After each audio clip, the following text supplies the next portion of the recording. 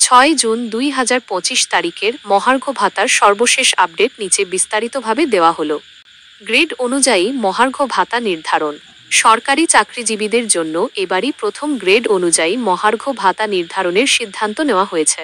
এই নতুন নীতিমালায় পেছনের গ্রেডের কর্মচারীরা তুলনামূলক বেশি হারে ভাতা পাবেন, আর সামনের গ্রেডের কর্মকর্তারা পাবেন কম হারে।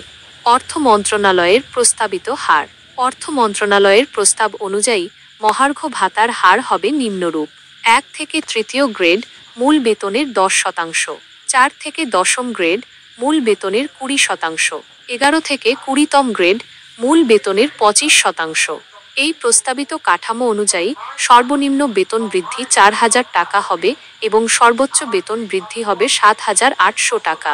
কোনো চাকরিজীবীই 4,000 টাকার কম মহার্ঘ ভাতা পাবেন না।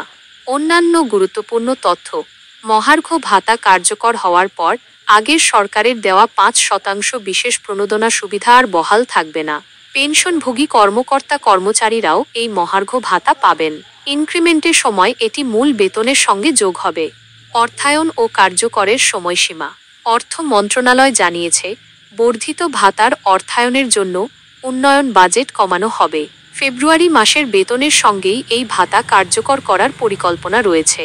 জনপ্রশাসন মন্ত্রণালয়ের সিনিয়র সচিব মোখলেস উর রহমান নিশ্চিত করেছেন যে চলতি অর্থবছরের মধ্যেই মহার্ঘ ভাতা ঘোষণা করা হবে, তবে নির্দিষ্ট হারে এখনও চূড়ান্ত সিদ্ধান্ত হয়নি। মহার্ঘ ভাতার প্রয়োজনীয়তা। 2015 সালের পে স্কেলের পর থেকে সরকারি চাকরিজীবীদের বেতন বাড়েনি।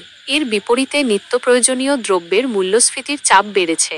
এই পরিস্থিতি মোকাবিলায় চাকরিজীবীরা দীর্ঘদিন ধরে মহার্ঘ ভাতার দাবি জানিয়ে আসছিলেন, যা এবার বাস্তবায়িত হতে যাচ্ছে। সবাইকে ধন্যবাদ।